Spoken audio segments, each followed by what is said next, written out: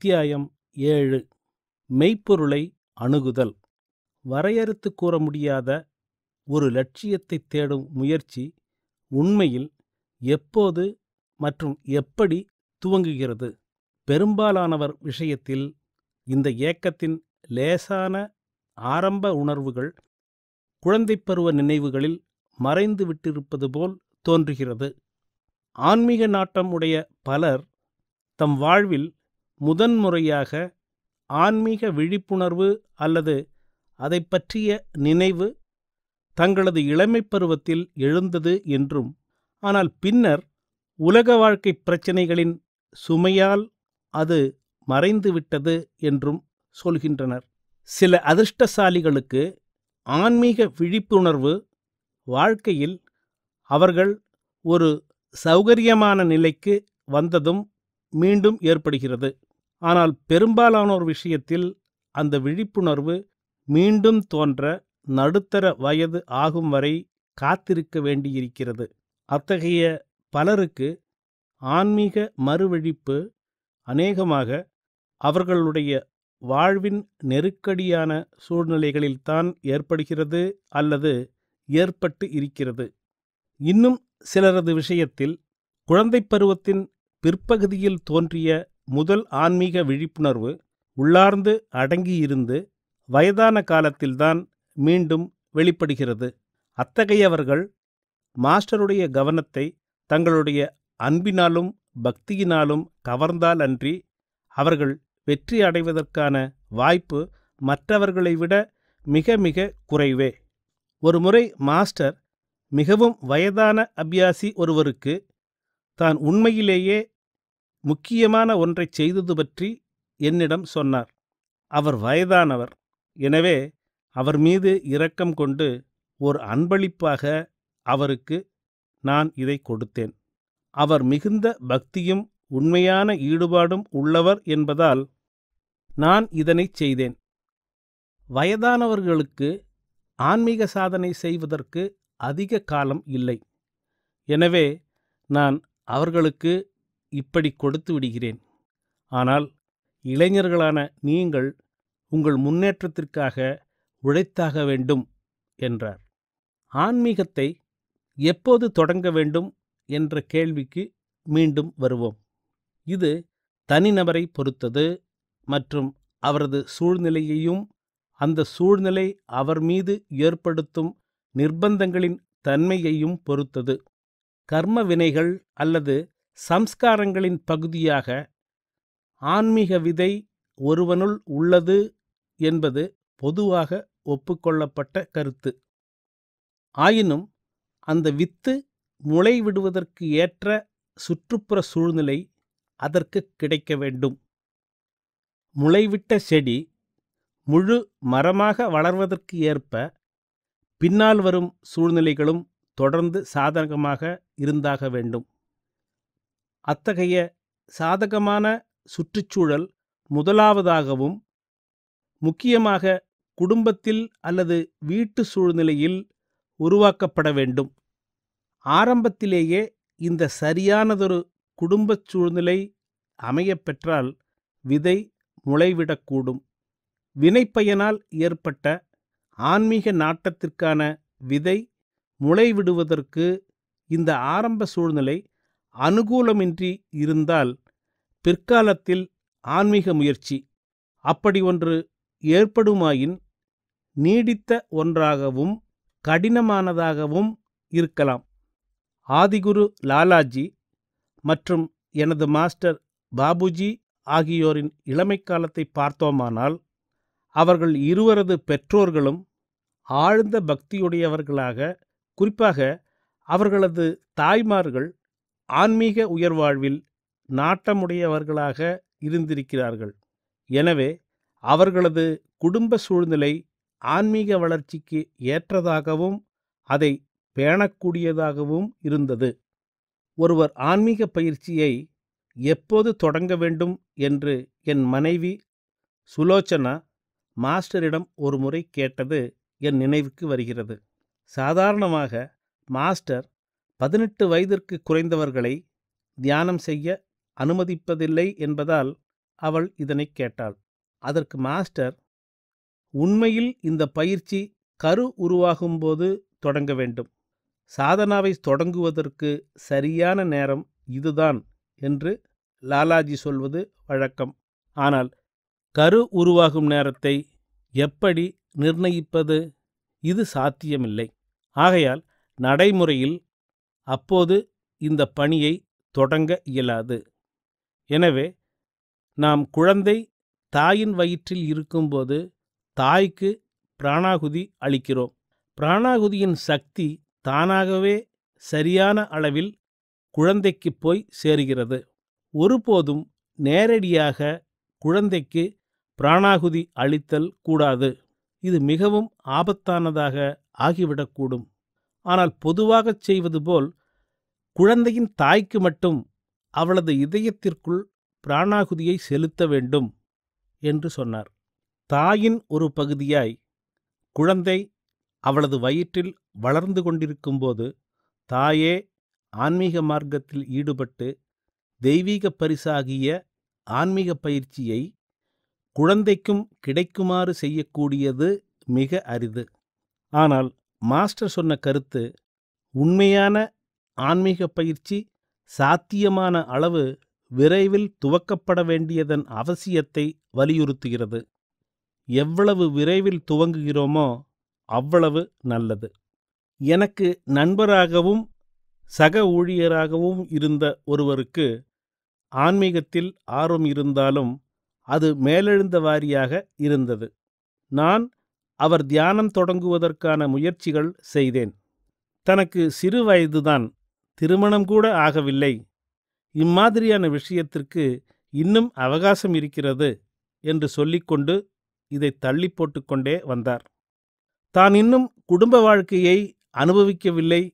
அதை அனுபவிக்காத வரை எந்த ஒரு சாதனாவும் முதிர்ச்சியற்றதாகவே இருக்கும் என்று ஆட்சேபனை சொல்லி ஆன்மீக பயிற்சியை தொடங்காமல் இருந்தார். அவருக்கு திருமணமாயிற்று. நான் மீண்டும் பயிற்சியை பற்றி அவரிடம் சொன்னேன். ஆனால் தனக்கு அப்போதுதான் திருமணம் ஆகியிருப்பதால் அவ்வாழ்க்கைக்கு பழக்கப்பட தனக்கு இன்னும் சில வருடங்கள் தேவை என்றார். தனக்கு 50 வயது ஆகும்போது நிச்சயமாக ஆன்மீக சாதனையை மேற்கொள்வதாகவும் அதுவரை காத்திருக்குமாறும் சொன்னார். இதில் துக்ககரமான விஷயம் என்னவென்றால், திருமணமான 2 வருடங்களுக்குள்ளாகவே ஒரு சாதாரண குறுகிய கால உடல்நலக் குறைவில் திடீரென அவர் இறந்துவிட்டார். வாய்ப்பு இருந்தும் அவரை ஆன்மீக பாதைக்கு கொண்டு வர முடியாமல் போனது என்னை ஆழ்ந்த வருத்தத்திற்கு உள்ளாக்கிய விஷயங்களுள் ஒன்று. இவரை விட அதிர்ஷ்டசாலியான மற்றொருவரை பற்றிய நினைவு எனக்கு வருகிறது. அவரது ஊரில் அவர் ஒருவர் மட்டுமே அபியாசியாக இருந்தார். நமது தியான முறையில் அவர் மிகுந்த ஆர்வம் கொண்டிருந்தார். என் மாஸ்டரின் போதனைப்படி சரியாக பயிற்சி செய்து வந்தார். மாஸ்டர் அவரை எதிர்காலத்தில் பிரிசெப்டராக நியமிக்க நினைக்கும் அளவிற்கு அவர் நன்கு முன்னேறி கொண்டிருந்தார். துரதிருஷ்டவசமாக திடீரென்று அவர் நோயுற்று வெகு சில நாட்களிலேயே காலமாகிவிட்டார். அவரை பற்றி நான் மாஸ்டருக்கு எழுதினேன். அவர் விஷயத்தை மாஸ்டர் பரிசீலித்ததாகவும் அந்த அபியாசியின் ஆன்மா ஒரு மூலையில் பீதியில் திகைத்து அமர்ந்திருப்பதாகவும் மாஸ்டர் பதிலெழுதினார். மேலும் அவருக்கு எது தேவையோ அதை நான் செய்துவிட்டேன். மீண்டும் ஒரு முறை அவர் பிறப்பார். அடுத்த பிறவிதான் அவருடைய கடைசி பிறவியாக இருக்கும் என்று எழுதிவிட்டு இறுதியாக அவர் நம் தியானத்தை இன்னும் ஒரு சில மாதங்கள் பயிற்சி செய்திருந்தால் கூட இந்த பிறவியிலேயே அவர் முக்தி அடைந்திருக்கக்கூடும். தற்போதைய நிலையில் இன்னும் ஒரு பிறவி தேவைப்படுகிறது என்ற இந்த மிக முக்கியமான ஒரு வாக்கியத்தோடு கடிதத்தை முடித்திருந்தார். உடனடியான நடவடிக்கை எடுக்க வேண்டியதன் அவசர தேவையை ஆழமாக மனதில் பதிய வைப்பதற்காகத்தான் இந்த இருவரது விஷயங்களையும் நான் குறிப்பிடுகிறேன். முக்தி அடைவதற்கான சாத்தியக்கூறு நிகழ்காலத்தில் இப்போது இருக்கிறது. எதிர்காலத்தில் என்ன நடக்கும் என்பது பற்றி யாரால் சொல்ல முடியும்? இன்று செய்யக்கூடியதை நாளை என ஒத்திப்போடாதே என்பது மற்ற யாவற்றையும் விட ஆன்மீக பயிற்சிக்கு அதிகம் பொருந்தும். ஆன்மீக முயற்சியை தள்ளி போடுவது காலவரையின்றி பல பிறவிகளுக்கும் கூட தாமதப்பட்டு விடலாம் என்பதை காட்ட என் மாஸ்டரே எனக்கு சொன்ன 3வது உதாரணத்தை நான் கூறுகிறேன். என்னிடம் வருபவர்கள் பொதுவாக முதல் புள்ளியில் இருப்பவர்கள்தான். அதாவது அவர்களது ஆன்மீக யாத்திரை தொடங்கியே இருப்பதில்லை. பொதுவாக அப்படித்தான் இருக்கும். ஒருமுறை என்னிடம் ஒருவர் வந்தார். அவரை பற்றி என்ன சொல்வது? அவர் ஏற்கனவே 4வது புள்ளியில் இருந்தார். அது மிக உயர்ந்த சாதனை. அது முந்தைய பிறவியில் அவர் செய்த ஆன்மீக முயற்சியை காட்டியது. ஆனால் ஒருமுறை என்னிடம் வந்த அவர் மீண்டும் வரவே இல்லை. அவருடைய சம்ஸ்காரம் அதை தடுத்திருக்க வேண்டும். மீண்டும் அவர் வந்திருந்தால் அவருக்கு முன்னேற்றம் நிச்சயம். ஒரு சிறிதளவு சுத்திகரிப்பு அவரது முன்னேற்றத்தை துரிதப்படுத்தியிருக்கும். அவர் திரும்பி வராதது பரிதாபத்திற்குரியது. வழியை கண்டறிய எவ்வளவு பிறவிகள் அவருக்கு தேவைப்படுமோ யாருக்கு தெரியும்? என்னிடம் வந்தவர்களில் ஏற்கனவே அந்த உயர்ந்த நிலைக்கு முன்னேறியிருந்தவர் அவர் ஒருவர்தான் என்று சொன்னார். இந்த பிறவியிலேயே நம் லட்சியத்தை அடைந்தாக வேண்டிய அத்தியாவசிய தேவையை இது நமக்கு காட்டுகிறது. நாம் இங்கே இருக்கிறோம். நமக்கு நம் மாஸ்டர் கிடைத்திருக்கிறார். ஆயுட்காலம் எவ்வளவாக இருப்பினும் நமது இந்த வாழ்க்கை நிச்சயம். ஆகவே நிச்சயம் என்று சொல்லக்கூடிய இந்த பிறவியிலேயே மாஸ்டரின் உதவியோடு பயணத்தை பூர்த்தி செய்து நமது லட்சியத்தை அடைவதுதான் நமக்கு நாமே செய்து கொள்ள வேண்டிய முக்கியமான கடமையாகும். வேறொரு சந்தர்ப்பத்தில் மாஸ்டரே என்னிடம் விளக்கியது போல் இந்த பிறவிதான் நமக்கு நிச்சயமான ஒன்று. நாம் இதை வாழ்ந்து கொண்டிருக்கிறோம். இது இருக்கிறது என்பதற்கு நிரூபணம் தேவையில்லை. முற்பிறவி அல்லது மறுபிறவிகளை பொறுத்தவரை ஒவ்வொரு மதமும் ஒவ்வொரு விதமாகச் சொல்கின்றன. நம்மை பொறுத்தவரை மெய்யுணர்தலுக்கு இறந்த காலப் பிறவிகளும் எதிர்காலப் பிறவிகளும் சம்பந்தம் அற்றவை என்பது முக்கியமானது. இங்கு இந்த பிறவியில் நாம் வாழ்ந்து கொண்டிருக்கிறோம். மாஸ்டர் நம்முடன் இருக்கிறார். லட்சியம் என்பது இருக்கிறது. இந்த 3 அம்சங்களும் ஒன்று சேர்ந்து நமது லட்சியத்தை நாம் இந்த பிறவியிலேயே அடைவதை சாத்தியமாக்க வேண்டும். இதுதான் சகஜ மார்க்க போதனையின் முக்கியத்துவம். இறந்தகால எதிர்கால பிறவிகள் மீது எனக்கு நம்பிக்கை இருக்கலாம். அது நான் பிறந்த மதத்தின் போதனை. எனவே அந்த நம்பிக்கை எனக்கு இயல்பானதாக இருக்கலாம். ஆனால் அப்படிப்பட்ட ஒரு நம்பிக்கை மற்றவர்களுக்கும் இருக்க வேண்டும் என்பது ஆன்மீக பயிற்சியை பொறுத்தவரை தேவையில்லாதது.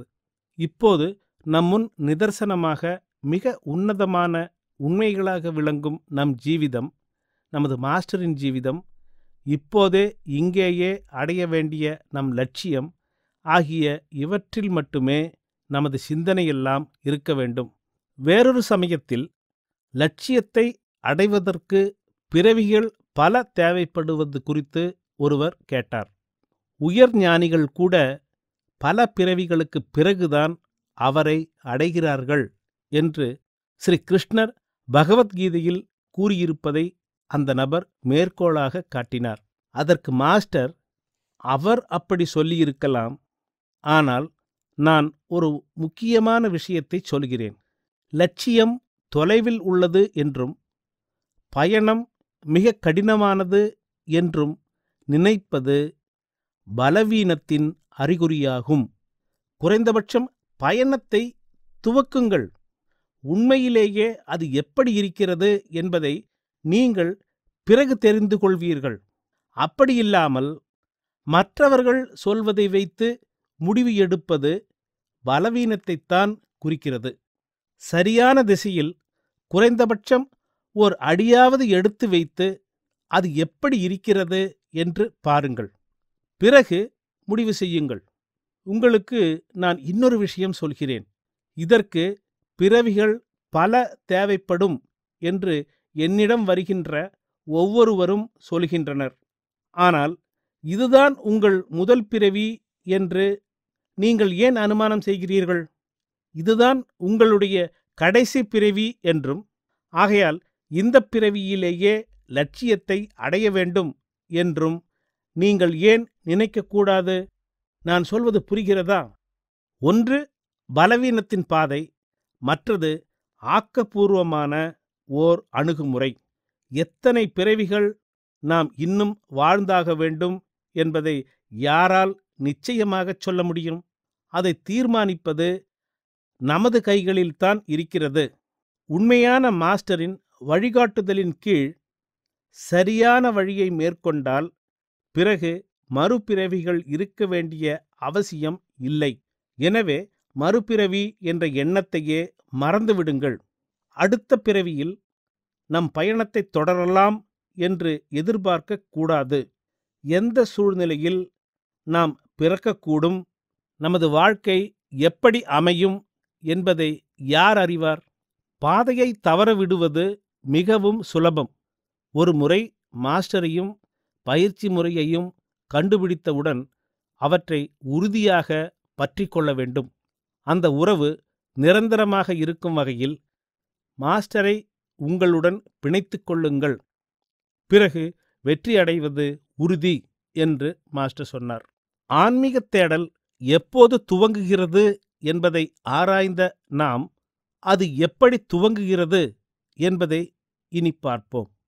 மாஸ்டர் மத ரீதியான சடங்குகள் மற்றும் ஹடயோகத்தில் கூறப்பட்ட யோக பயிற்சிகள் ஆகியவற்றில் தன் அனுபவங்களைப் பற்றியும், பின்னர் இறுதியாக தன் வாழ்வில் ஆன்மீக பயிற்சியை மேற்கொண்டது பற்றியும் எழுதி வைத்துள்ளார். பள்ளிச் சிறுவனாக இருந்தபோதே அவர் இந்த பரிசோதனைகளில் இறங்கிவிட்டார்.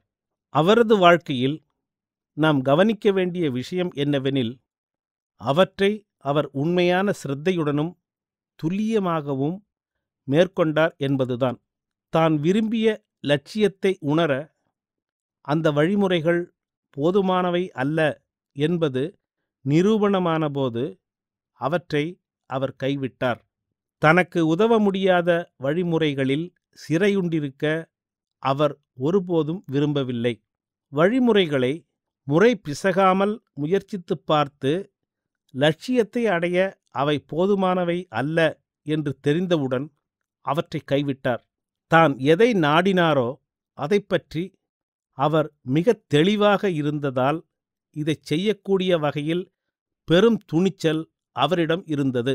அகங்காரத்தை திருப்திப்படுத்தவோ, சமுதாயத்தின் நிபந்தனைகளுக்கு உட்படவோ, பெயரும் புகழும் செல்வமும் அடையவோ அவர் விரும்பவில்லை. அவர் விரும்பியதெல்லாம் கடவுளைத்தான், கடவுளை மட்டும்தான். ஆகவே பல அணுகுமுறைகளை முயற்சித்துப் பார்த்த பிறகு அவர் அவற்றை கைவிட்டுவிட்டு தன்னை வழிநடத்தி கடவுளிடம் அழைத்து செல்லக்கூடிய தகுதி வாய்ந்த ஒரு குருநாதரை தனக்கு அளிக்குமாறு கடவுளிடமே நேரடியாக பிரார்த்தனை செய்தார். பிரார்த்தனையின் பலனாக மாஸ்டர் லாலாஜியை குருவாக அடைந்தது நம் எல்லோருக்கும் தெரியும். கடைசியாக வழி கிடைத்தவுடன் அவரது ஆன்மீக தாகம் மேலும் மேலும் அதிகரித்து பிரம்மலயம் என்ற மகோன்னத நிலையில் முடிவுற்றது. என்னவென்று நமக்கு தெரியாத ஏதோ ஒன்றிற்கான ஓர் இனம் புரியாத ஏக்கம் பெரும்பாலான இதயங்களில் இருக்கிறது. நமது அபியாசிகளில் பலர் இதற்கு முன் தாங்கள் செய்த முயற்சிகளைப் பற்றி சொல்லியுள்ளார்கள். சிலருக்கு மாஸ்டரை சுலபமாக வந்தடையவும் அவரை எளிதாகவும் உடனடியாக ஏற்றுக்கொள்ளவும் முடிந்தது. வேறு பலர் மாஸ்டரிடம் வந்து சேர்வதற்கு முன்னர் பல்வேறு விதமான பயிற்சி முறைகளில் பல்லாண்டுகள் சிரமப்பட்டு ஏமாற்றமடைந்து சில சமயங்களில் ஆபத்துகளுக்கும் ஆளாகியுள்ளனர். அவர்களுடைய முந்தைய முயற்சிகள் அனாவசியமாக நீடித்ததற்கான ஒரே காரணம் வழிமுறை தமக்கு உதவவில்லை, அது தாங்கள் விரும்பிய லட்சியத்திற்கு தங்களை அழைத்துச் செல்லாது என்பதை அறிந்த பிறகும் கூட அதை கைவிடுவதற்கான மன உறுதியும் தைரியமும் இல்லாததினால்தான் என்பதை அவர்கள் கண்ணீருடன் சொல்லியிருக்கின்றனர்.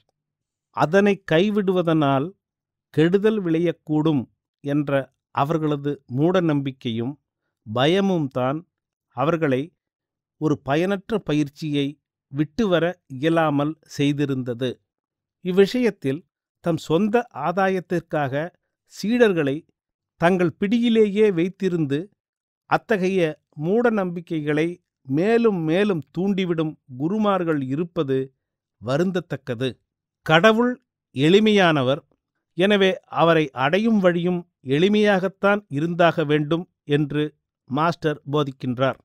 கடவுளைப் பற்றி தெளிவாக வரையறுத்து கூறும்படியும் கடவுள் என்றால் யார், என்ன என்ற கருத்தை விளக்கும்படியும் மாஸ்டரிடம் பலர் அடிக்கடி கேட்கின்றனர்.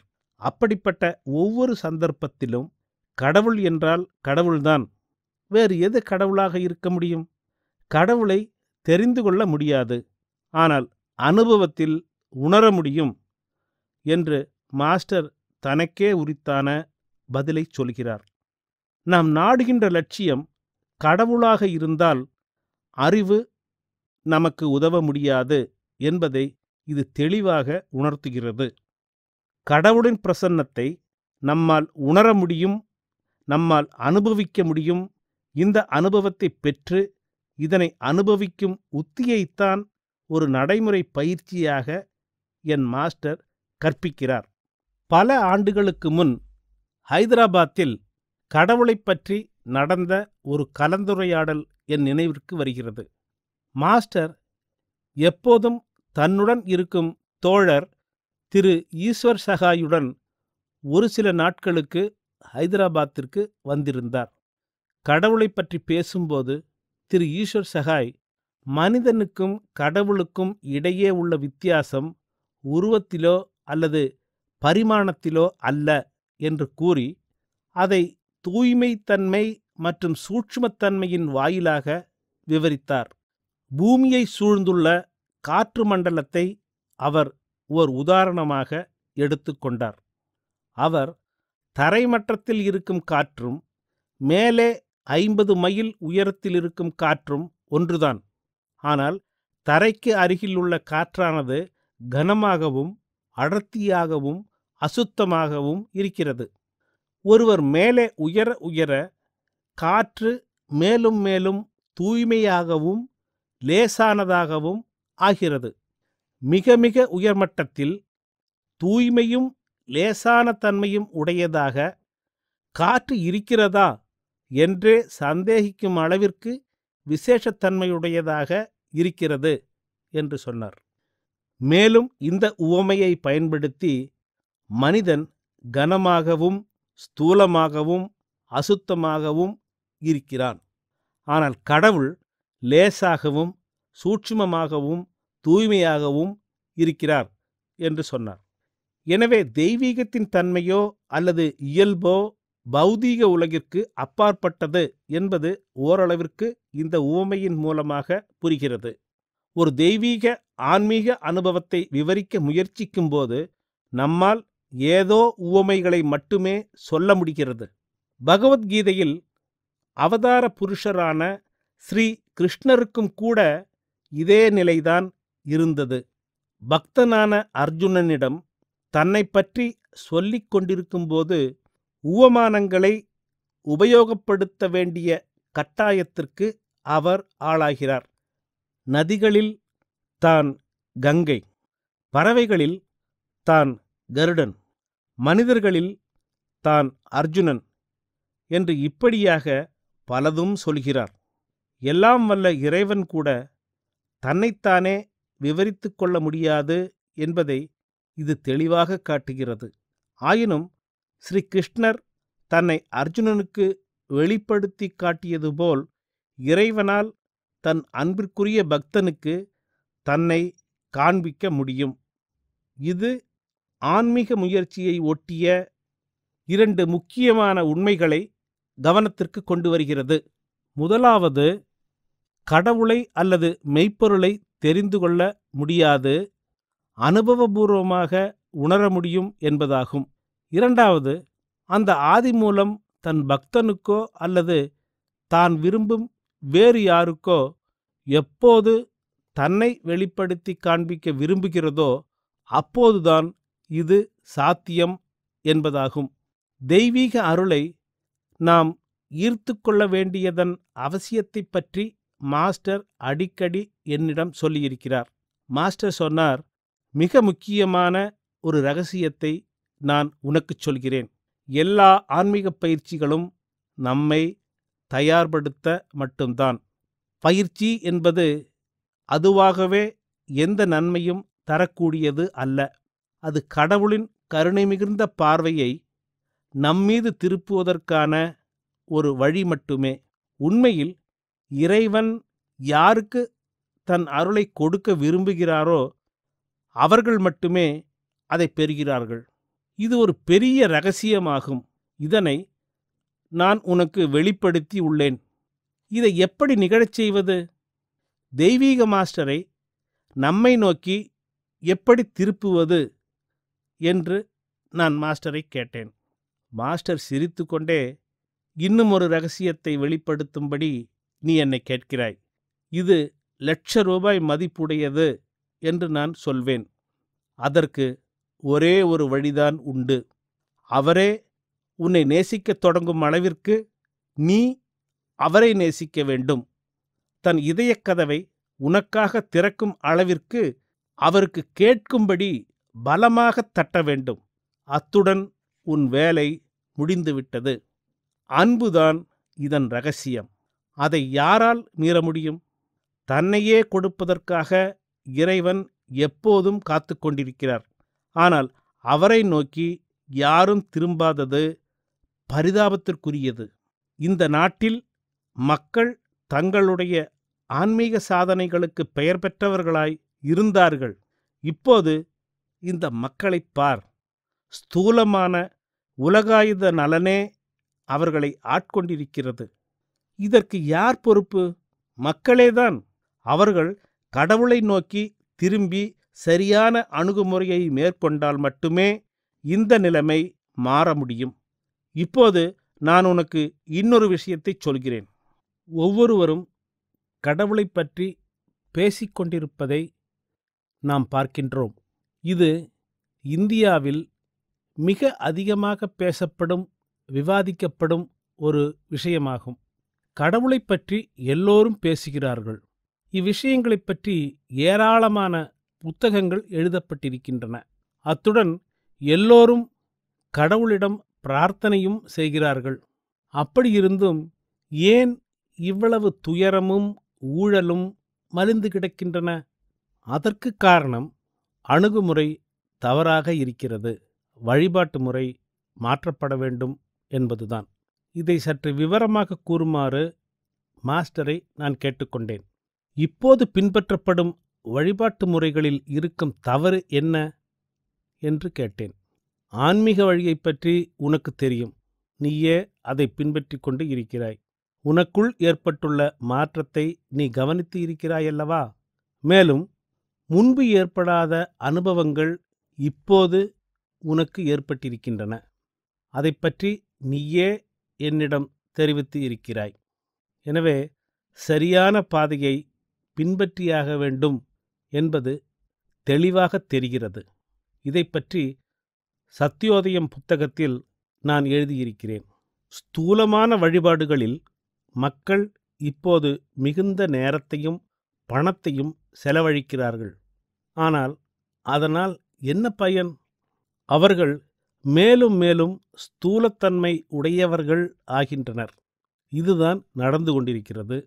பொதுவாக எங்கும் இதை காண முடியும். ஒரு ஸ்தூலத்தன்மையுடைய வழிபாடு ஸ்தூலமான பயன்களை மட்டுமே தர முடியும். கடவுள் எளிமையானவர் என்றும், எனவே அவரை அடையும் வழியும் நிச்சயமாக எளிமையாகத்தான் இருக்க வேண்டும் என்றும் நான் எழுதியிருக்கிறேன். ஆனால் மக்கள் கடினமான பாதைகளை பின்பற்ற விரும்புகிறார்கள். அதற்காக அவர்கள் மிகுந்த நேரத்தையும் பணத்தையும் செலவழிக்கிறார்கள். அவர்கள் ஏன் இதை செய்கிறார்கள்? அப்படிப்பட்ட வழிபாட்டிலிருந்து அவர்களுக்கு திருப்தி கிடைக்கிறது. இப்போது மக்கள் திருப்திக்காக வழிபாடு செய்கிறார்கள். அல்லது ஒருவேளை அவர்கள் கொஞ்சம் முன்னேறியவர்களாக இருந்தால் மன அமைதி பெறுவதற்காக அதை செய்பவர்களாக இருக்கலாம். எந்த அளவிற்கு நாம் வீழ்ச்சி அடைந்து விட்டோம் என்பதை பார். கடவுளை அடைவதற்காக நாம் அவரை வழிபடுவது இல்லை. திருப்திக்காக, மன அமைதிக்காக அல்லது அது போன்ற ஏதோ ஒன்றிற்காக நாம் வழிபடுகிறோம். இன்னொன்றையும் நான் உனக்கு சொல்கிறேன். இரவில் திருடுவதற்காக தன் வீட்டை விட்டு கிளம்புவதற்கு முன்னர் ஒரு திருடன் கூடத்தான் இதில் தனக்கு உதவுமாறு கடவுளை பிரார்த்திக்கிறான். யுத்தம் நடந்தபோது யுத்தத்தில் வெற்றிக்காக அனைவரும் பிரார்த்தனை செய்து கொண்டிருந்ததாக நான் கேள்விப்பட்டேன். இங்கிலாந்தில் ஆங்கிலேயர்கள் தங்களுடைய வெற்றிக்காக தேவாலயங்களில் பிரார்த்தனை செய்து கொண்டிருந்தனர்.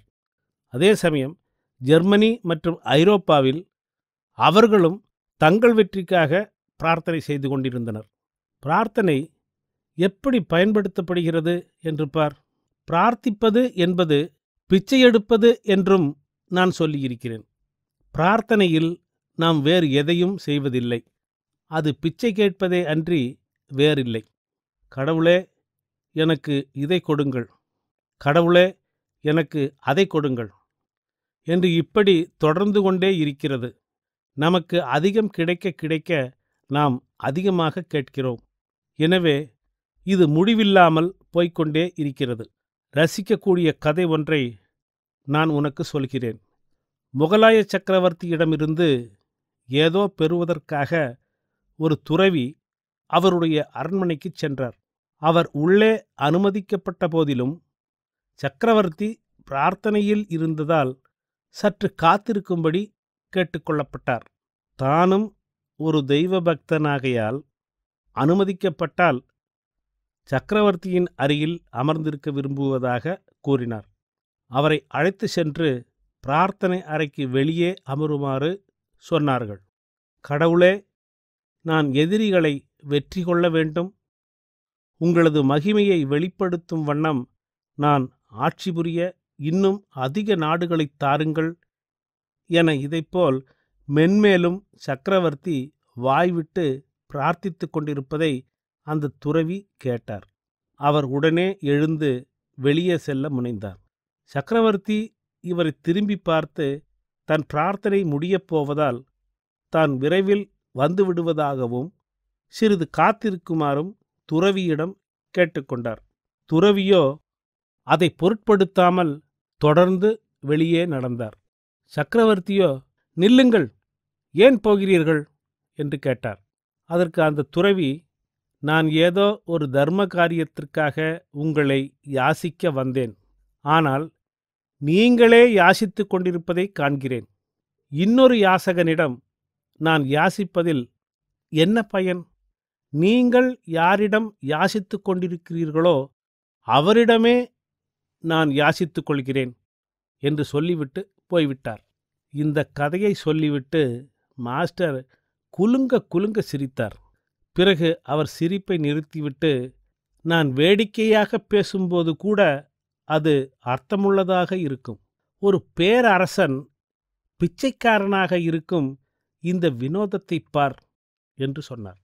மாஸ்டர் மேலும் தொடர்ந்தார். இவை அனைத்தும் ஆசைகளின் விளைவுகளே. நம் ஆசைகளுக்கு எல்லையே கிடையாது. நமக்கு அதிகம் கிடைக்க கிடைக்க இன்னும் அதைவிட அதிகமாக பெற விரும்புகிறோம். ஒரு முடிவே இல்லாமல் இது தொடர்கிறது. நாம் இன்னும் பெரிய பிச்சைக்காரர்களாக ஆகிறோமே தவிர வேறு எதுவும் இல்லை. எனவே இன்று நமது நாடு பிச்சைக்காரர்கள் நிறைந்த நாடாக இருக்கிறது. நமக்கு ஏதாவது வேண்டுமென்றால் மட்டுமே நாம் கடவுளை பற்றி நினைக்கிறோம். கடவுளுக்காகவே கடவுளை நினைப்பது ஒருபோதும் இல்லை. இது முட்டாள்தனம் அல்லவா? கடவுள் நம்மிடம் இருந்தால் நம்மிடம் எல்லாமே இருக்கும். ஆனால் உலகாயத பொருட்களை உடைமைகளாக பெற்றிருந்தால் அழியப்போகும் பொருட்களை மட்டுமே உடையவர்கள் ஆவோம். உலகியல் பொருட்கள் எல்லாமே அழியக்கூடியவைதான். எப்போது என்பதுதான் கேள்வி. நாம் அழிவற்றதை நாட வேண்டும்.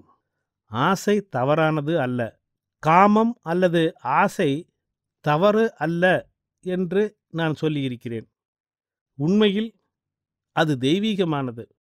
அதை தெய்வீக படைப்பு என்று சொல்லலாம். காமம், குரோதம், அதாவது அன்பு, கோபம் ஆகிய இரண்டும் தெய்வீகமானவை. கடவுளை பெறுவதற்காக மட்டுமே நாம் ஆசைப்பட வேண்டும். அப்போது அது சரியான முறையில் பயன்படுத்தப்பட்டு இறைவனை நாம் அடைவதற்கு வழிகாட்டும் ஒரு சக்தியாக ஆகிறது. ஆசையின் அதே சக்தி லௌகீக உடைமைகளுக்காக தவறாக பயன்படுத்தப்பட்டால் அது கடவுளிடமிருந்து நம்மை விலக்கிவிடுகிறது. எல்லா சக்திகளுக்கும் இது பொருந்தும். சக்தியானது தன்னளவில் நல்லதும் அல்ல, தீயதும் அல்ல. அது பிரயோகப்படுத்தப்படும் அல்லது பயன்படுத்தப்படும் விதத்தில் அதன் தன்மை அமைகிறது. சக்தி கேடு விளைவிக்கக்கூடியது என்று சொல்கிறார்கள். ஆனால் அது சரியான முறையில் பயன்படுத்தப்பட்டால் அதனால் நம்மை உயர்த்தவும் விடுவிக்கவும் முடியும் என்று நான் சொல்வேன். சக்தி அதுவாகவே நம்மை கெடுப்பதோ அல்லது மேன்மைப்படுத்துவதோ இல்லை. அது பயன்படுத்தப்படும் விதத்தை பொறுத்தது. இதனால்தான் நமது மார்க்கத்திலுள்ள முறையின்படி அபியாசிகள் தூய்மைப்படுத்தப்பட்ட பின்னரே ஆன்மீக சக்தி அவர்களுக்கு மிக அரிதாகவே கொடுக்கப்படுகிறது. இது மிக முக்கியமான ஒரு விஷயம். ஒரு குழந்தையிடம் கத்தியை கொடுத்து அது தன்னை அக்கத்தியால் வெட்டி கொண்டால் குழந்தையை நீங்கள் எப்படி குறை கூற முடியும்? அதனால்தான் நமது அமைப்பில் சக்தியை தவறாக பயன்படுத்தாமல் இருப்பதற்கான எல்லா பாதுகாப்புகளும் இருக்கின்றன. தவறாக பயன்படுத்தப்படுவது என்பது சகஜ மார்க்கத்தில் சாத்தியமே இல்லை என்று என்னால் சொல்ல முடியும். அபியாசியானவர் முன்னேறும்போது ஒவ்வொரு கட்டத்திலும் அவரை தூய்மைப்படுத்துவதற்கான ஒரு பயிற்சி முறை லாலாஜியின் அருளினால் நம்மிடம் இருக்கிறது. இது எதை குறிக்கிறது? ஒருவர் ஆன்மீகத்தில் முன்னேறிக் கொண்டிருக்கும் போதே தூய்மையும் அடைந்து உச்சநிலையை எய்தும்போது முற்றிலும் தூய்மை மிக்கவராக ஆகிறார். அப்படிப்பட்டவர்களிடம் சக்தியை நம்பி ஒப்படைக்கலாம். அவர்கள் தங்கள் உயர்மட்ட உள்ளுணர்வின் வழிகாட்டுதல் படி பணிபுரிவதால் வேண்டுமென்றோ தெரியாமலேயோ அல்லது சக்தியை தவறாகவோ பயன்படுத்துவதற்கான சாத்தியமே இல்லை. சாதாரணமாக மக்கள் அகங்காரத்தினால் தம் சக்தியை பிரயோகிப்பதை நாம் காண்கிறோம். அப்போது அது அபாயகரமானதாகி விடுகிறது. அவர்கள் விஷயத்தில் சக்தி சுய முக்கியத்துவத்திற்காக பயன்படுத்தப்படுகிறதே அன்றி மற்றவர்களுடைய நன்மைக்காக அல்ல. எல்லா இடத்திலும் இதை நீ பார்க்கலாம். சக்தியானது அப்படிப்பட்ட மனிதர்களை நிச்சயம் கெடுக்கத்தான் செய்யும். உண்மையில் அது அவர்களை மேலும் ஒழுக்கமற்றவர்களாகச் செய்யும். அதாவது அவர்களுடைய நெறிமுறைகள் ஒழுங்குபடுத்தப்படவில்லை. அடிப்படையில் அவர்கள் தயார் செய்யப்படவில்லை. அத்தகைய மனிதர்களை குறை கூறக்கூடாது. அவர்கள் தங்களது சம்ஸ்காரங்களின் நிர்பந்தத்தினால் இயங்குகிறார்கள். சொல்லப்போனால் தவறு அப்படிப்பட்டவர்களிடம் சக்தியை ஒப்படைத்தவர்களுடையதுதான். சரியாக பணியாற்றுவதற்கு தூய்மை எவ்வளவு முக்கியமானது என்பதை பார்த்தாயா? அறிவு, புத்தி கூர்மை இவையெல்லாம் தத்தம் விதத்தில் நல்லவைதான். ஒரு குறிப்பிட்ட நிலை வரை அவை அவசியம்தான். ஆனால் தூய்மை அத்தியாவசியமானது. அது இல்லாமல் உண்மையான வேலை எதுவும் செய்ய முடியாது. இது உனக்கு புரிகிறதா? இங்கே இதயம் மட்டுமே நமக்கு வழிகாட்ட முடியும். வழிகாட்டுதலுக்கு இதயத்தை நாடினால் போதும், நமக்கு பதில் கிடைக்கும். இதனால்தான் நம் மார்க்கத்தில் இதயத்திலிருந்து ஆரம்பிக்கிறோம். இதயம் தூய்மைப்படுத்தப்பட்டால் அது நமது அமைப்பு முழுவதும் பரவுகிறது. இதயம் இரத்த ஓட்டத்தை கட்டுப்படுத்துகிறது. உண்மையில் செயல் இங்கிருந்துதான் ஆரம்பிக்க வேண்டும். மற்ற மார்க்கங்களில் மூக்கு நுனி, புருவ மத்தி மற்றும் இதுபோன்ற மற்ற மையங்கள் எடுத்து கொள்ளப்படுகின்றன. ஆனால் நாம் இதயத்திலிருந்து ஆரம்பிக்கின்றோம். நமது பணிக்காக இதயத்தை எடுத்துக்கொள்கிறோம். மற்ற மையங்களில் மனதை ஒருமுகப்படுத்தினால் அது சித்திகள் அடைய, சக்திகள் பெற மற்றும் ஒரு குறிப்பிட்ட அளவு முன்னேற உதவலாம். நமது பயிற்சி முறையில் இதயத்தை எடுத்துக்கொள்ளும்போது அங்கு ஆன்மீக முன்னேற்றத்திற்கு இணையாக தூய்மையடைவதும் உறுதியாகிறது. இந்த சுத்திகரிப்பு மிகவும் முக்கியமானது. உண்மையில் சொல்லப்போனால் நமது மார்க்கத்தில் தியான பயிற்சியின் தொடக்க நிலைகளில் இந்த சுத்திகரிப்பை முறைப்படி தினசரி செய்வது மிகவும் முக்கியம். கடந்த கால சம்ஸ்காரங்களின் பதிவுகள் நீக்கப்பட்டு நாம் தூய்மையடையும் போது முன்னேற்றத்திற்கான சாத்தியக்கூறு உண்டாகிறது. ஆகவே இந்த சுத்திகரிப்பு மிகவும் முக்கியமானது. ஒருவருக்கு அவரது முந்தைய பிறவி ஒன்றின் பதிவுகளை நான் சுத்திகரிக்க வேண்டியிருந்ததை பற்றி உன்னிடம் சொன்னது நினைவிற்கு வருகிறதா? எவ்வளவு ஆழமாக இந்த சம்ஸ்காரங்கள் புதைந்திருக்கின்றன என்பதை பார்த்தாயா? இன்னும் பின்னோக்கி போவது கூட சில நேரங்களில் அவசியமாக இருக்கலாம். அதனால்தான் அபியாசியின் முற்பிறவியை கண்டறியக்கூடிய ஒருவரே சரியான பிரிசெப்டர் அல்லது பயிற்சியாளர் என்று நான் சொல்கிறேன். ஆனால் ஒவ்வொருவருடைய விஷயத்திலும் இது தேவையில்லாமல் இருக்கலாம். நமது மார்க்கத்திலுள்ள பாதுகாப்பை பற்றி மாஸ்டர் சொல்லும்போது 1967 பிப்ரவரி மாதம் 15 அன்று வசந்த பஞ்சமிக்கு மறுநாள் எனக்கு ஏற்பட்ட ஓர் அனுபவம் என் நினைவிற்கு வந்தது. ஷாஜகான்பூரில் வசந்த பஞ்சமி அன்று பிராணாகுதி அளிக்கவும் மக்களுக்கு ஆன்மீகத்தில் பயிற்சி கொடுக்கவும் எனக்கு மாஸ்டர் தற்காலிக அனுமதி வழங்கியிருந்தார். மறுநாள் நான் லக்னோவிற்கு வந்து சேர்ந்தேன்.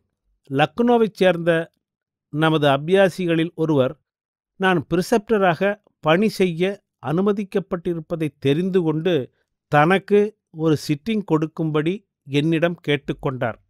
என் மூலம் பிராணாகுதியை பெறும் முதல் நபராக அவர் இருக்க வேண்டுமென்று விரும்பினார். இருவரும் தியானத்தில் அமர்ந்தோம். எனக்கு என்ன செய்ய வேண்டுமென்று தெரியவில்லை. நான் பிராணாகுதி ஆரம்பிக்கட்டும், என்ன நிகழ வேண்டுமோ அது நிகழட்டும் என்று மாஸ்டரிடம் பிரார்த்தித்தேன். சுமார் 10 நிமிடங்களுக்குப் பிறகு திடீரென்று எனக்கு ஒரு காட்சி தோன்றியது. நான் நேரில் பார்ப்பது போல் அந்த காட்சி அத்தனை தெளிவாக இருந்தது. அதில் நானும் என் எதிரில் அந்த அபியாசியும் உட்கார்ந்திருந்தோம். எனது வலப்பக்கம் ஒரு சுவர் இருந்தது. மாஸ்டர் வருவதற்காக அதிலிருந்து கதவு திறந்தது. கைகளில் ஒரு நாற்காலியோடு திறந்திருந்த கதவு வழியே மாஸ்டர் உள்ளே வந்து எனக்கருகில் நாற்காலியை போட்டு அதில் அமர்ந்து கொண்டார். அதன் பிறகு நான் என்ன செய்து கொண்டு இருக்கிறேன் என்பதை கூர்ந்து கவனித்தார். சில வினாடிகளுக்குப் பிறகு அந்த காட்சி மறைந்துவிட்டது. இதை மாஸ்டரிடம் சொன்னேன். மாஸ்டர், ஆம், ஒரு பிரிசெப்டர் எங்கே வேலை செய்தாலும் அது எப்போதும் மாஸ்டரின் மேற்பார்வையில்தான் நடக்கிறது. பிராணாகுதியை நான் செலுத்தினாலும் அல்லது வேறொருவர் செலுத்தினாலும் சக்தி ஒன்றுதான். ஆனால் அது அபியாசியின் தேவைக்கு ஏற்பவும் பிரிசெப்டருடைய திறமையை பொறுத்தும் வெளிவருகிறது. பேராற்றல் மிக்க அந்த சக்தி கவனமாக, அளவுடன் கொடுக்கப்பட வேண்டும். ஆனால் அது தீங்கு எதுவும் விளைவிக்காது. நீயே இதை பார்த்திருக்கிறாய் என்று சொன்னார். பிறகு மாஸ்டர் தன் சொந்த அனுபவம் ஒன்றை என்னிடம் சொன்னார். நம் மிஷனில் அப்போதே மூத்த பிரிசெப்டராக இருந்த அபியாசி ஒருவருடைய அன்பும் பக்தியும் மாஸ்டரை மிகவும் கவர்ந்ததாம். இந்த அபியாசியினுடைய அன்பால் மிகவும் ஈர்க்கப்பட்ட மாஸ்டர் அவருக்காக ஏதாவது செய்ய வேண்டும் என்ற தவிப்பில் இருந்தாராம். மாஸ்டர் சொன்னார், இவர் என் மீது மிகவும் அன்பு கொண்டுள்ளார், மகத்தான அன்பும் பக்தியும் கொண்டவர், இவருக்கு ஏதாவது கொடுக்க வேண்டும் என்று எனது இதயம் தவித்தது. நான் விஜயவாடாவில் இருந்தபோது இவர் என்னை பார்க்க வந்தார். தியானத்தில் அமரும்படியாக அவரை நான் கேட்டுக்கொண்டேன். நான் அவரை ஆன்மீக நிலையில் 7 புள்ளிகள் உயர்த்த விரும்பினேன். 7 புள்ளிகள், அதற்கு என்ன அர்த்தம் என்று உனக்கு புரிகிறதா? அப்படிப்பட்ட முன்னேற்றத்திற்கு பல பிறவிகள் தேவைப்படும். ஆனால் அவரது அன்பு மிக உயர்ந்ததாக இருந்ததால் நான் அதை செய்ய தீர்மானித்திருந்தேன். அவரை ஒவ்வொரு புள்ளியாக 3 புள்ளிகள் வரை நான் உயர்த்தியபோது லாலாஜியின் குரல் கேட்டது. லாலாஜி என் மீது கோபம் கொண்டிருந்தார். நீ என்ன செய்து கொண்டிருக்கிறாய்? அவரை அழிக்க விரும்புகிறாயா? இந்த முட்டாள்தனத்தை நிறுத்து என்றார். பாபுஜி சிரித்து கொண்டு சொன்னார், என் மாஸ்டருக்கு நான் கீழ்ப்படிந்துதானே ஆக வேண்டும். நேரடியாக வந்த உத்தரவு அது. இந்த பணியில் மாஸ்டர் எடுத்துக்கொள்ளும் அக்கறையை இப்போது நீ உணர்ந்தாயா? நமது பிராணாகுதி மிகவும் ஆற்றல் வாய்ந்த ஒரு சக்தி. இதை மிகவும் கவனமாக பயன்படுத்த வேண்டும். ஆனால் கண்காணிக்கப்படுவதால் எந்த தீங்கும் வர இயலாது. பின்னர் அந்த அபியாசி எனக்கு ஒரு கடிதம் எழுதியிருந்தார். அதில் தனக்கு 1 மாத காலம் தாங்க முடியாத தலைவலி இருந்ததாகவும், ஆனால் அந்த தலைவலியினால் தான் அவதிப்பட்டு கொண்டிருந்தாலும் அதை நீக்க வேண்டாம் என்றும், அதிலும் ஒருவித சுகம் இருப்பதாகவும் என்னிடம் பிரார்த்தித்திருந்தார். என் ஆர்வத்தின் காரணமாக நான் அப்படி செய்துவிட்டேன். அது மிக அதிகமாகிவிட்டது. எனவே லாலாஜி இதை கவனித்து கொண்டார். அபியாசிகளை தயார் செய்யும் ஆர்வத்தில் நான் அடிக்கடி இதை செய்கிறேன். ஆனால் கண்காணிப்பு எப்போதும் உண்டு. அதனால் நமக்கு எந்த கெடுதலும் வராது. இது மட்டுமல்லாமல் ஒரு அபியாசியின் தேவையை அறிந்து கொண்டு அதற்கேற்றபடி கொடுக்கும் வகையிலும் மாஸ்டருடைய மேற்பார்வை எவ்வாறு செயல்படுகிறது என்பதை விளக்குவதற்காக என் சொந்த அனுபவம் ஒன்றை சொல்கிறேன். மாஸ்டர் சென்னை பெசன்ட் நகரில் தனது மகன் சிரஞ்சீவி உமேஷுடன் தங்கியிருந்தார். ஒரு நாள் காலை சிறிது நேரம் அவருடன் இருப்பதற்காக நான் அங்கு சென்றிருந்தேன். அங்கே நாங்கள் 3 அல்லது 4 பேர் மட்டுமே இருந்தோம். மாஸ்டர் சிந்தனையில் ஆழ்ந்தவராக முகவாட்டத்துடன் அதிகம் பேசாமல் இருந்தார். உண்மையில் கடந்த சில நாட்களாகவே அவர் அப்படித்தான் இருந்து கொண்டிருந்தார். அது குறித்து நாங்கள் அனைவரும் கவலையாயிருந்தோம். சாதாரணமாக அவர் மிகவும் கலகலப்பாக, குதூகலமாக, உற்சாகத்துடன் இருப்பார். ஆகவே அவர் இவ்வாறு இருந்தது எங்களுக்கு கவலையை தந்தது. சுமார் 1 மணி நேரம் நாங்கள் அமைதியாக அமர்ந்திருந்தோம். திடீரென்று மாஸ்டர் அவசரமாக எழுந்திருந்து, உனக்கு வேலை எதுவும் இல்லையே, ஒரு சில நிமிடங்கள் உள்ளே வர முடியுமா என்று என்னிடம் கேட்டார். எனக்கு வேலை எதுவும் இல்லாததால் அவரை தொடர்ந்து அவரது படுக்கை அறைக்கு சென்றேன். மாஸ்டர் கதவை மூடிவிட்டு தரையில் ஒரு விரிப்பை விரித்து தன்னுடைய கட்டிலை நோக்கி உட்காருமாறு என்னிடம் கூறினார். பிறகு எதிர்பாராத வண்ணம் அவரும் தனது தொப்பியை தலையில் அணிந்து கொண்டு கட்டிலை நோக்கியபடி ஒரு மூலையில் அமர்ந்து கொண்டார். தியானத்தில் உட்கார், இங்கு கட்டிலை சுட்டிக்காட்டி லாலாஜி இருக்கிறார், அவர் உனக்கு டிரான்ஸ்மிஷன் கொடுக்க விரும்புகிறார் என்றார். ஒரு மலைப்புடன் நான் தியானத்தில் அமர்ந்தேன். அந்த தியானம் மிக சுருக்கமான ஒன்றாக 3 நிமிடங்கள் கூட நீடிக்கவில்லை. தட்ஸ் ஆல், அவ்வளவுதான் என்று மாஸ்டர் சொன்னவுடன் நான் என் கண்களை திறந்தேன். மாஸ்டர் மகிழ்ச்சியில் திளைத்தவராக இருந்தார். அவர் என்னிடம், சபாஷ், இன்றைக்கு நான் மிகவும் சந்தோஷமாக இருக்கிறேன். கடந்த 3-4 நாட்களாக உனக்கு ஏதாவது செய்ய வேண்டும் என்ற விருப்பம் இருந்தது. ஆனால் எப்படி செய்வது என்று எனக்கு தெரியவில்லை. நான் இவ்வாறு நினைத்து கொண்டிருக்கும்போது, இதை பற்றி நீ ஏன் கவலைப்பட்டு கொண்டிருக்கிறாய்? உன்னால் செய்ய முடியவில்லை என்றால் என்னிடம் ஒரு சில நிமிடங்களுக்கு அனுப்பு, நானே அதை செய்கிறேன் என்று லாலாஜி தன்னிடம் கூறியதாகச் சொன்னார். மாஸ்டர் மிகுந்த மகிழ்ச்சியுடன் என்னை அன்போடு அணைத்து கொண்டு, லாலாஜியினுடைய கவனத்தை உன் பக்கம் ஈர்க்க உன்னால் முடிந்தது குறித்து நான் மிகவும் மகிழ்ச்சி அடைகிறேன். ஆன்மீகத்தில் நீ வளர்ச்சி அடைவாயாக என்றார். நான் உணர்ச்சி வசப்பட்டவனாய் மிகவும் நெகிழ்ந்து எதுவும் பேச முடியாமல் அவரது பாதங்களை மட்டும் வணங்கி நின்றேன். ஆதிகுரு லாலாஜியிடமிருந்து எனக்கு நேரடியாக பிராணாகுதி கிடைத்தது இதுவே முதல் முறை. மாஸ்டரது கண்காணிப்பானது சக்தி தவறாக பயன்படுத்தப்படுவதை தடுப்பது மட்டுமின்றி, அபியாசியின் ஆன்மீக நன்மைக்காக தெய்வீக சக்தியை தக்க நேரத்தில் சரியான அளவில் பயன்படுத்த வைக்கும் ஆக்கப்பூர்வமான ஒரு விழிப்புணர்வாகவும் இருக்கிறது என்பதை காட்டுவதற்காகவே நான் இதை சொல்லியுள்ளேன். அபியாசியின் ஆன்மீக நலன் ஒன்றுதான் அவரது ஒரே நோக்கம். மாஸ்டரது பணிகளில் ஒன்றான, அதாவது அவர் எவ்வளவு அக்கறையுடன் அபியாசியை கவனித்து கொள்கிறார், அவரது அகத்தேவைகளை பூர்த்தி செய்கிறார் என்ற இந்த அம்சம் பல ஆண்டுகளுக்கு முன் நான் பங்கேற்குமாறு அமைந்த ஒரு நிகழ்ச்சியின் மூலம் தெளிவாக வெளிப்படுத்தப்பட்டது. ஏதோ ஒரு வேலை நிமித்தம் நான் திருச்சிராப்பள்ளி சென்றிருந்தேன். முற்பகலிலேயே வேலை முடிந்துவிட்டிருந்ததால் பிற்பகலில் திருச்சியிலிருந்து சுமார் 50 மைல் தொலைவில் திருவாரூரில் வசித்து கொண்டிருந்த எனது தாய்மாமனை சந்தித்து வரலாம் என்று தீர்மானித்தேன்.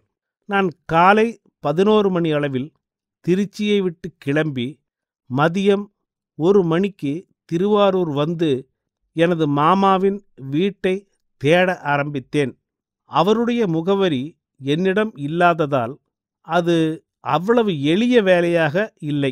திருவாரூர் ஒரு சிறிய ஊர் என்ற கணிப்பில் அவருடைய வீட்டை எளிதில் தேடிக் கண்டுபிடித்துவிட முடியும் என்று நான் நினைத்திருந்தேன். அதற்கு முன் நான் திருவாரூர் சென்றது கிடையாது. ஆக அவரது வீட்டை கண்டுபிடிப்பது நான் எதிர்பார்த்ததை விட மிகவும் சிரமமாக இருந்தது. சுமார் அரை டஜன் தபால் நிலையங்களில் விசாரித்து அவர்கள் சொன்ன பல முகவரிகளில் சென்று பார்த்த பிறகும் கண்டுபிடிக்க முடியாததால் தேடுவதை நான் கைவிட வேண்டியதாயிற்று.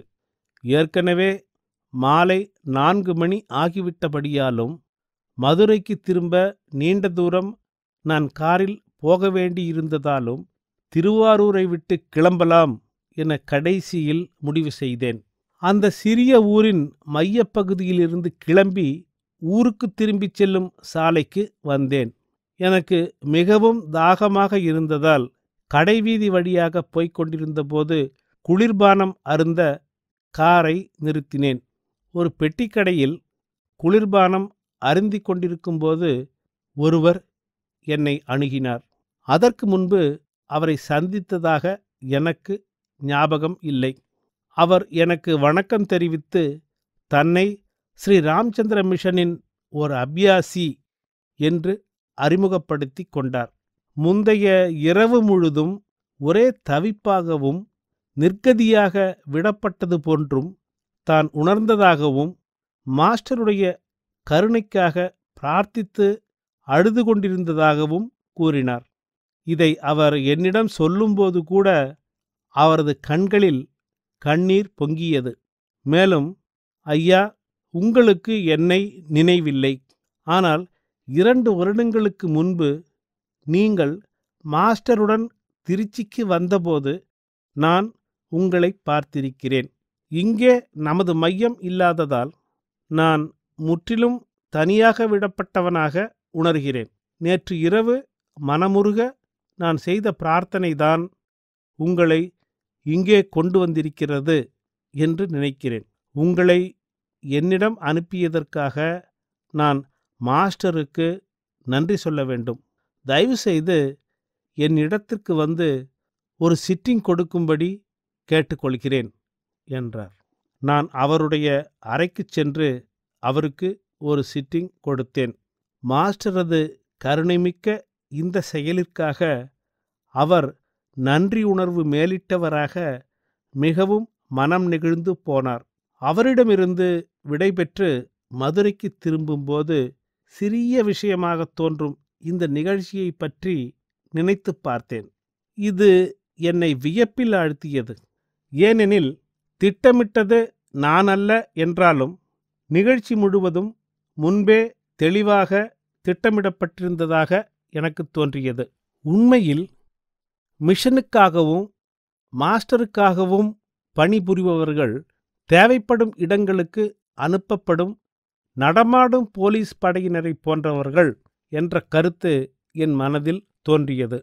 என் சொந்த வேலைக்காக நான் திருவாரூர் வந்திருந்தேன். ஆனால் மாஸ்டர் தன் வேலைக்காக என்னை அனுப்பி வைத்திருந்தார். தன் அபியாசிகள் மீது அவர் கொண்ட அன்பு அப்படிப்பட்டது.